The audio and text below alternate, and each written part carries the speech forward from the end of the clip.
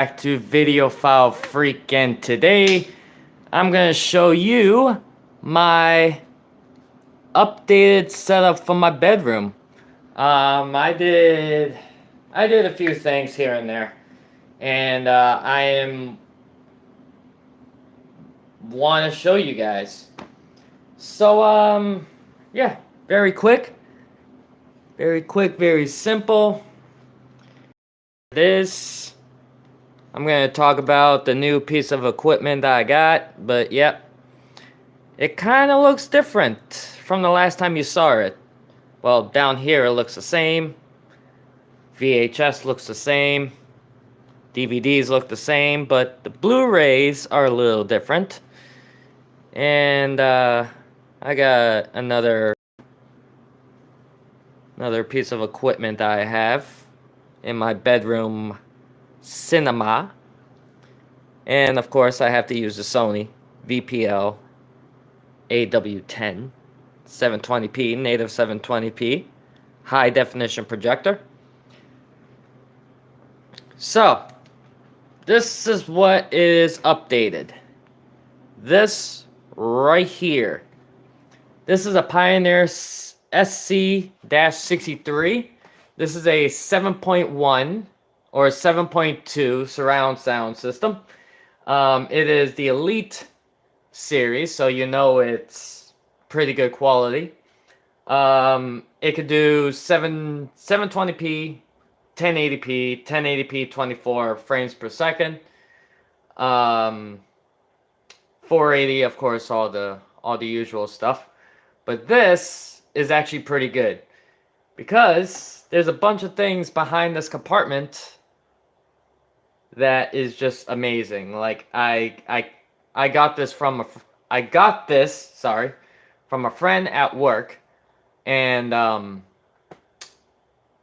he just gave it to me.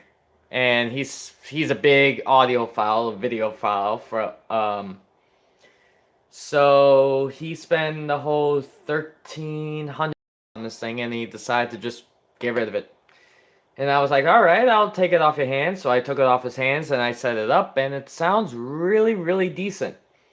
So it has 6 HDMI inputs, which I don't need 6 HDMI inputs for my setup. I have a PlayStation 3 on the ground over here, and I got my Xbox 360 over there, and then I got my Roku up there. So all I needed was 3 HDMI inputs, but you know what? It works. Everything is connected. Everything is on gotta see what resolution. Yep, resolution 1080p. So everything works well on this thing. I mean, it's just amazing. This SC-63 Pioneer works flawlessly.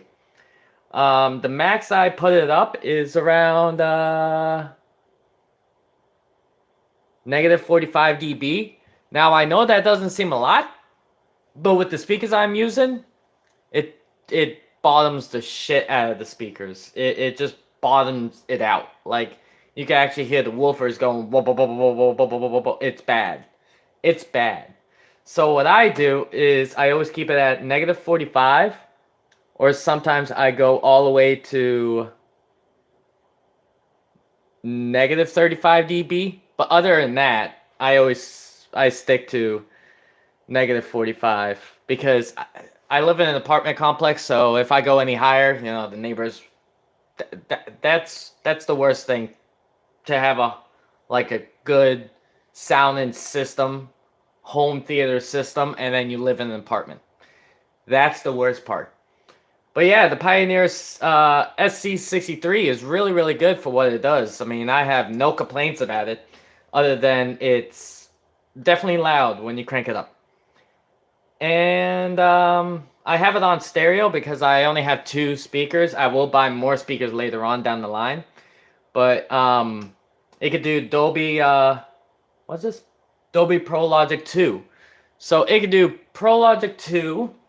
It could do Pro Logic 2, Dolby Digital, True HD, DTS, Master Audio, and I think it does something else. I don't recall. I mean, I just got this a couple of months ago. I just got it all hooked up, so I'm just still trying to figure out most of the features. But yeah, I mean, this thing is just Pro Logic 2 Music, Pro Logic 2 Game. There you go. That's the Pro Logic. That's the regular Pro Logic. Neo 6 Cinema, Music, and then back to stereo. Yeah, the system works really well, but I'm not gonna keep it on Pro Logic because, like I said, I only got 2 speakers. So leaving it on Pro Logic, it doesn't do it. It just sounds like shit because you don't have all the rest of the speakers hooked up to it. Again, 7.2, 7 speakers, 2 subwoofers. I'm not gonna buy subwoofers in this apartment complex because people over here is a major asshole. But yeah, I got on stereo. And the speakers I'm using, it is Polk Audio T15s. I know this is not the right place to put it, but again, living in an apartment complex, you don't really have them. You have limited space to put your speakers. So what I got over here,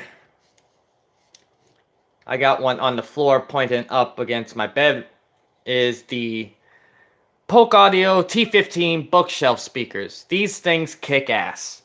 I'm not gonna lie, these things kick ass. Now everybody will be saying, oh, why don't you get Klipsch, or why don't you get all these other brands? I'm happy with Polk Audios. I know a lot of people will be, talking shit about them, but I think they're good in a way. I never have any issues with these besides this receiver bottoming the hell out of it, but it works like wonders. But I mean, it's a budget speaker system.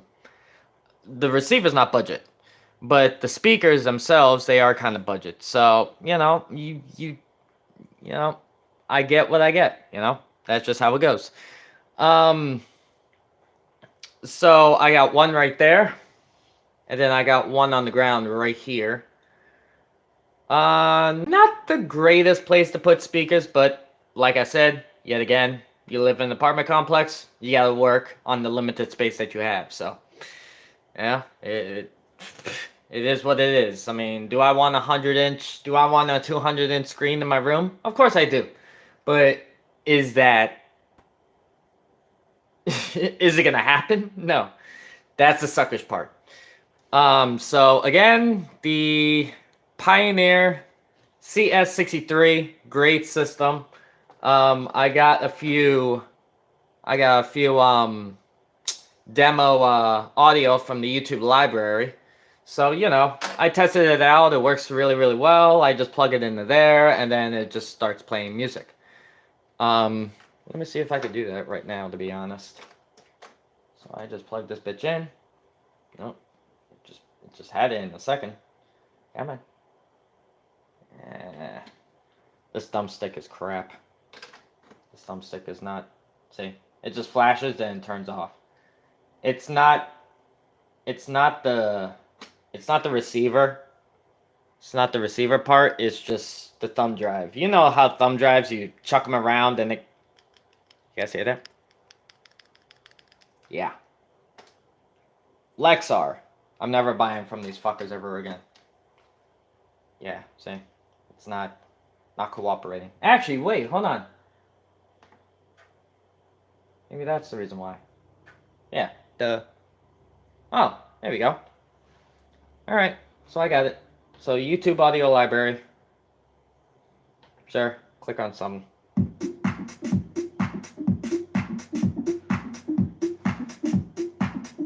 It's not bad sounding. And apparently on the screen, because I have my projector on, actually shows you what's playing. So if I do this,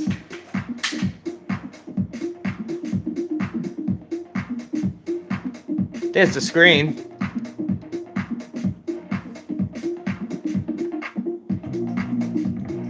See right there, that's pretty loud.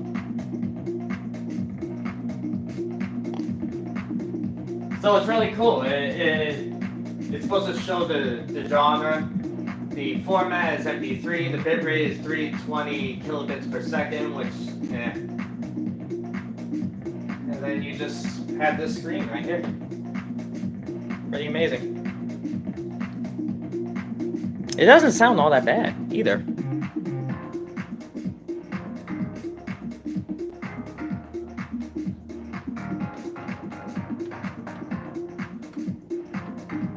I got 10 tracks on this thing.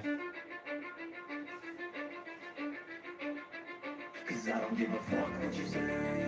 Yeah, I'ma do shit my way. So you can go kick rocks, I'ma stack bricks up, do what I want to make. Yo, I got a lot of shit to say, so I'ma do this every day. I'll be writing things until I'm fucking buried in my grave. I don't know how the hell that song is in the YouTube library and it's you can use it. I don't know how the hell that can happen.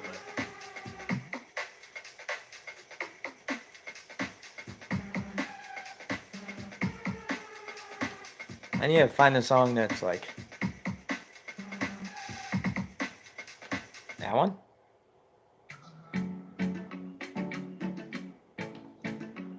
Nah, let's try something else.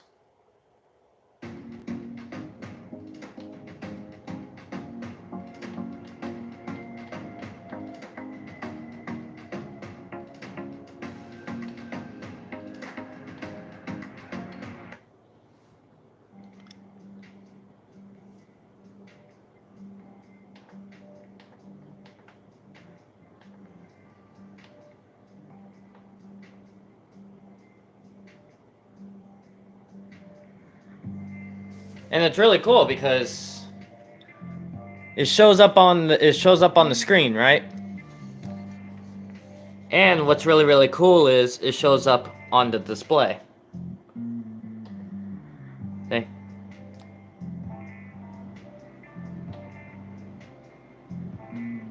And then I could just pick a song and press enter. Cause I don't give a fuck what you say. Yeah, I'ma do shit my way. Alright.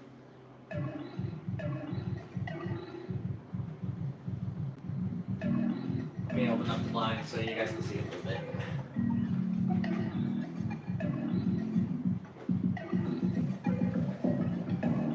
So those are from the YouTube audio library.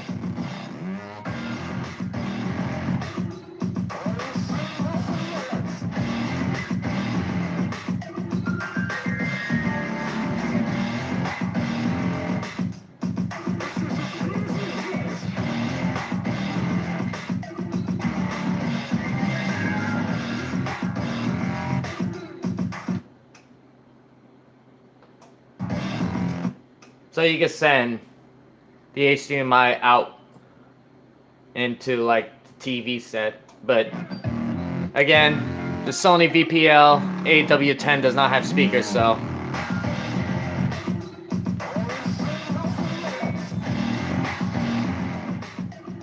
see how loud it is?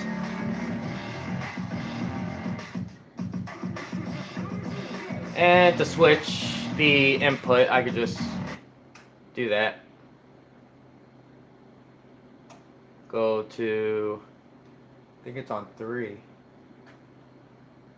Yeah. And I could just take that out. And then just close the flap. And now I'm on the Roku. Yep. So then I got the Roku hooked up to HDMI,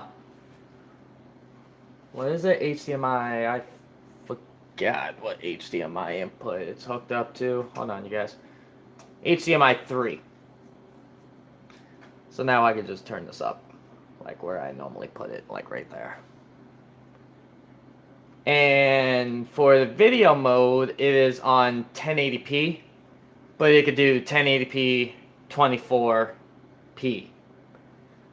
And what's really, really cool is because that works really well with this projector, because the Sony VPL AW10 could do 1080p 24p. So, you know, it works together. It works together. These two actually, the projector and this receiver actually does really talk to each other. Really does. Like, I have no complaints about it. And the Roku right here is just amazing. Like, where it sits is like the best place. Because I get the best,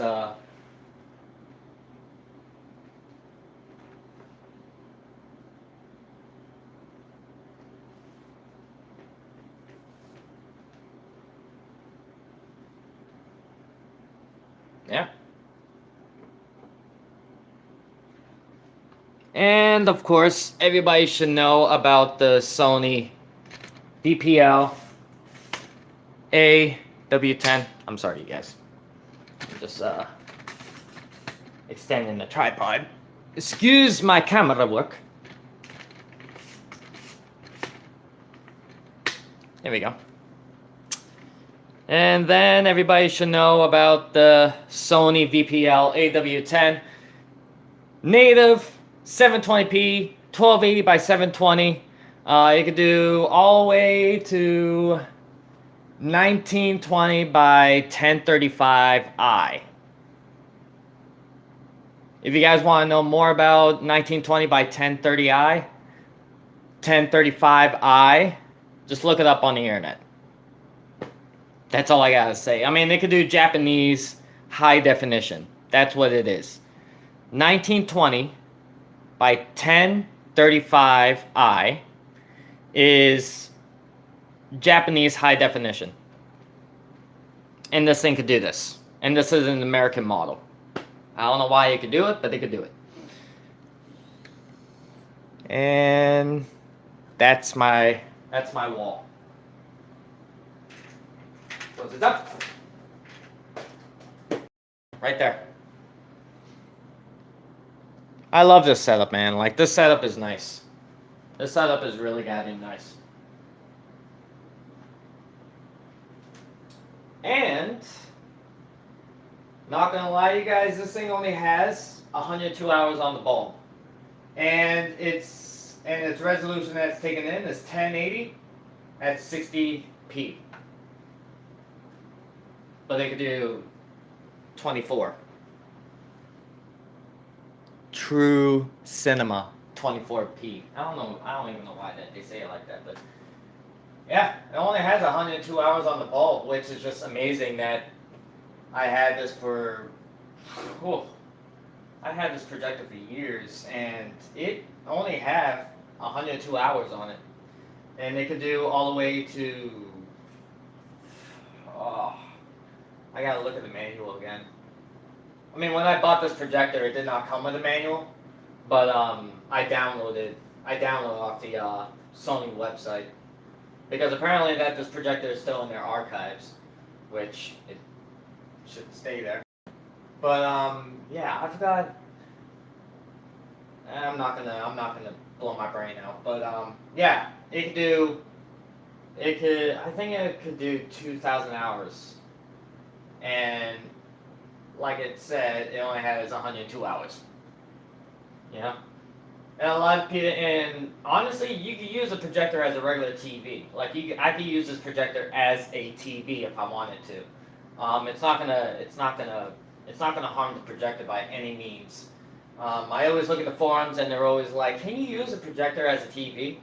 You could actually use a projector as a TV. Who said that you cannot? The manufacturer says that.